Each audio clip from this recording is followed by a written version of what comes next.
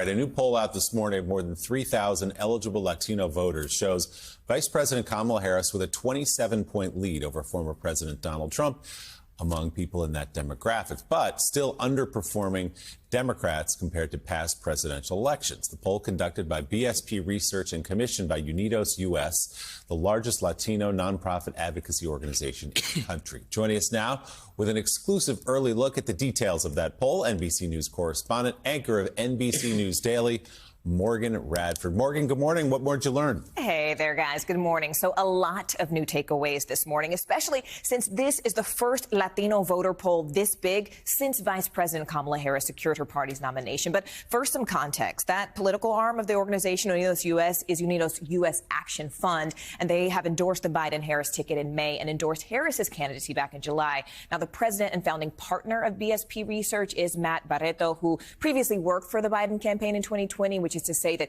even though this BSP poll mainly focuses on Democratic polling, the results are consistent with other Latino voter polls. So let's go ahead and get right into it. Starting with that head-to-head matchup, Harris has a 27-point lead, if you look here, nationwide compared to Biden's hypothetical 18-point lead last November. So that's something the Harris campaign might point to as momentum. But if you actually compare it to the 2020 exit polls, that margin is still smaller than the 33-point lead Biden had among Latinos when he won, and it's also a smaller lead than both Clinton and Obama had in 2016 and 2012, respectively. But here, check this out. Another interesting thing that we're finding out just for the first time, J.D. Vance, as Trump's running mate, may actually be hurting him with Latino voters nationally. In fact, the former president does actually a few points worse with Vance on the ticket than he would if he were just by himself. But for Harris, on the other hand, the addition of Tim Walz is slightly positive, but the effect is more or less the same.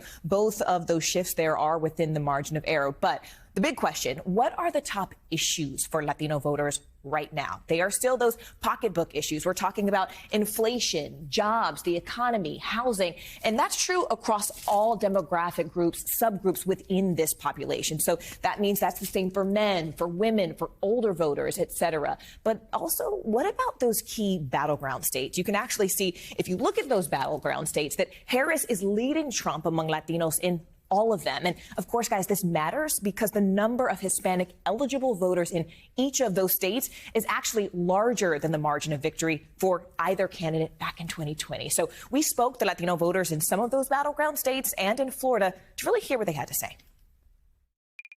I'm more enthusiastic now about voting because it's a younger candidate for sure. Just seeing how excited people are. People are saying they're just as excited as when Obama was running in 2008. I'm still about the same.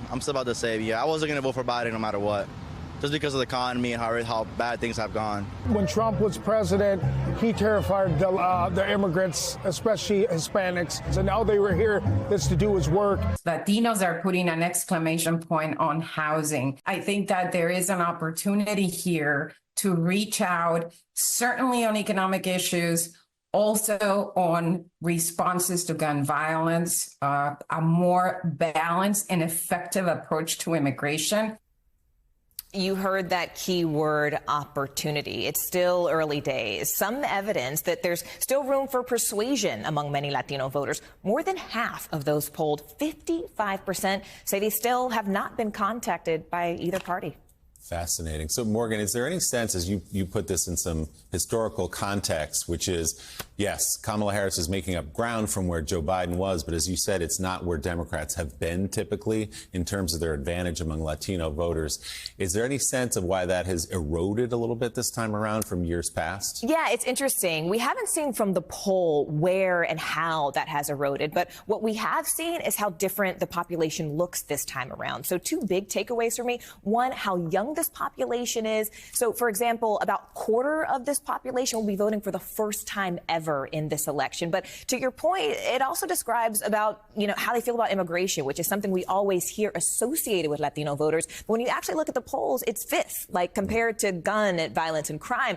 But there's this distinction, Willie, between, how people got here and what they do once they get here for a lot of voters. So only 24% of them say that they would actually support, for example, finishing the wall. But almost half want to see people protected from deportation if they've been here working in this country for many years. So you're starting to see those nuances come out now in this most recent poll. So interesting. A group of voters who could be decisive in this presidential election. NBC News correspondent, NBC News Daily anchor, Morgan Radford. Morgan, thank you so much, as always. So, Donnie, those